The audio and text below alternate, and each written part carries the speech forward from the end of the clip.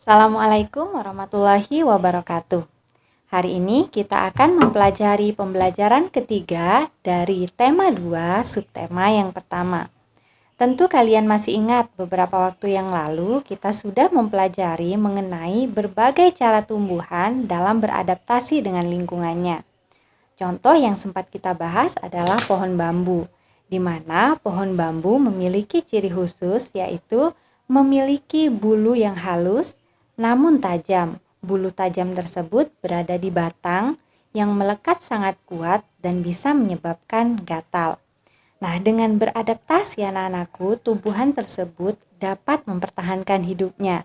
Adaptasi juga merupakan ciri khusus yang dimiliki oleh tumbuhan agar dia bisa bertahan hidup pada daerah tertentu. Tumbuhan memiliki tempat hidup atau habitat yang berbeda-beda.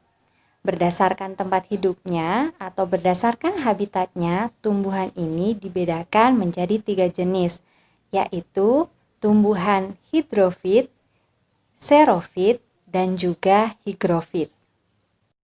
Yang pertama adalah hidrofit. Hidrofit adalah tumbuhan yang sebagian tubuhnya ada di permukaan air. Akarnya berada di air, memiliki rongga udara dalam batang atau tangkai daun. Daunnya muncul ke permukaan air. Contoh tumbuhan hidrofit adalah enceng gondok, kangkung, bunga teratai, dan masih banyak lagi tumbuhan lain yang termasuk pada golongan hidrofit. Yang kedua adalah higrofit. Higrofit adalah tumbuhan yang hidup di daerah lembab. Tubuhnya terdiri atas bagian-bagian akar, batang, dan daun. Batangnya pada umumnya tidak tampak karena terdapat di dalam tanah. Daunnya yang muda umumnya melingkar atau menggulung. Contohnya pada tumbuhan pakis. Yang ketiga adalah xerofit. Xerofit adalah tumbuhan yang hidup di daerah yang kering. Tumbuhan ini memiliki daun tebal, sempit, kadang-kadang berubah bentuk menjadi bentuk duri, sisik, atau bahkan tidak mempunyai daun. Batangnya tebal dan mempunyai jaringan untuk menyimpan air. Akarnya panjang. Contohnya pada tumbuhan lidah buaya, lidah mertua, pohon kurma, dan kaktus, serta masih banyak tumbuhan lainnya yang termasuk pada golongan xerofit. Untuk dapat bertahan hidup, tumbuhan perlu menyesuaikan diri dengan lingkungannya. Itulah alasannya kenapa setiap tumbuhan memiliki ciri khusus dan memiliki cara tersendiri untuk bisa menyesuaikan diri atau beradaptasi dengan lingkungannya. Coba sekarang kalian cari 2 nama tumbuhan, kemudian kalian tuliskan pula cara tumbuhan tersebut beradaptasi atau menyesuaikan diri, dan juga tulis pula cara tumbuhan tersebut dalam melindungi dirinya. Selanjutnya kita akan belajar mengenai cara membuat peta pikiran dari sebuah bacaan. Nah, sebelumnya kalian harus tahu dulu bahwa peta pikiran adalah cara yang digunakan untuk menggambarkan isi dari sebuah bacaan dengan menggunakan diagram.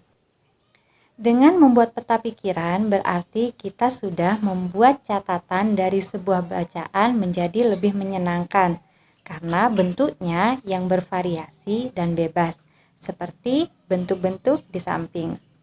Kemudian dengan membuat peta pikiran kita sudah meringkas hal-hal penting dari sebuah bacaan. Tentunya dengan membuat peta pikiran, kita akan lebih memahami isi dari sebuah bacaan atau hal-hal penting dari sebuah bacaan atau sebuah peristiwa. Untuk mempermudah kita membuat peta pikiran, biasanya ada pertanyaan-pertanyaan tertentu yang dapat kita gunakan agar kita bisa menemukan hal-hal penting dari sebuah bacaan tersebut. Kata tanya yang biasanya digunakan untuk membuat peta pikiran dikenal dengan istilah adik Simba.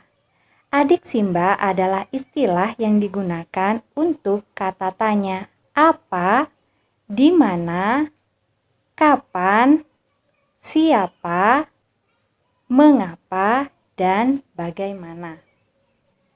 Peta pikiran yang dimaksud pada pembahasan ini adalah peta pikiran dari sebuah bacaan, apalagi dalam sebuah bacaan tersebut membicarakan mengenai sebuah peristiwa.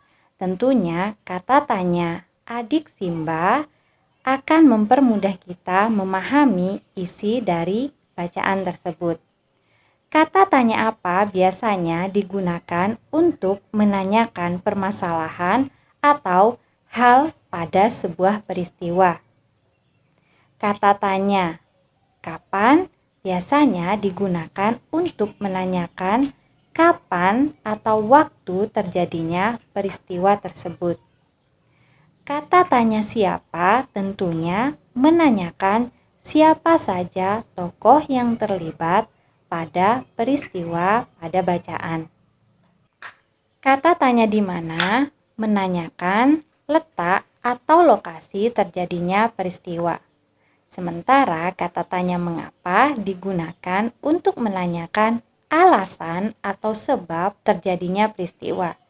Dan yang terakhir, kata tanya bagaimana digunakan mengenai cara atau proses terjadinya peristiwa yang terdapat pada bacaan.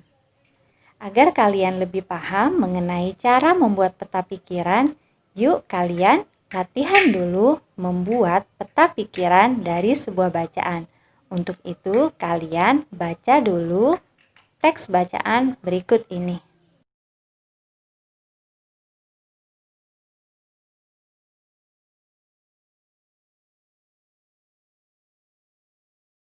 Kemudian setelah kalian membaca teks tersebut, sekarang giliran kalian mengisi diagram peta pikiran seperti contoh berikut.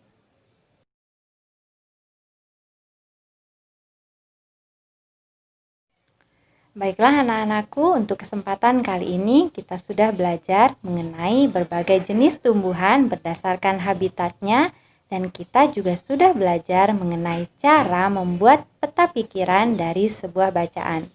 Untuk itu, mudah-mudahan apa yang Ibu sampaikan bisa bermanfaat untuk kalian dan kalian terapkan dalam pembelajaran selanjutnya. Sampai bertemu lagi di pembelajaran selanjutnya. Wassalamualaikum warahmatullahi wabarakatuh.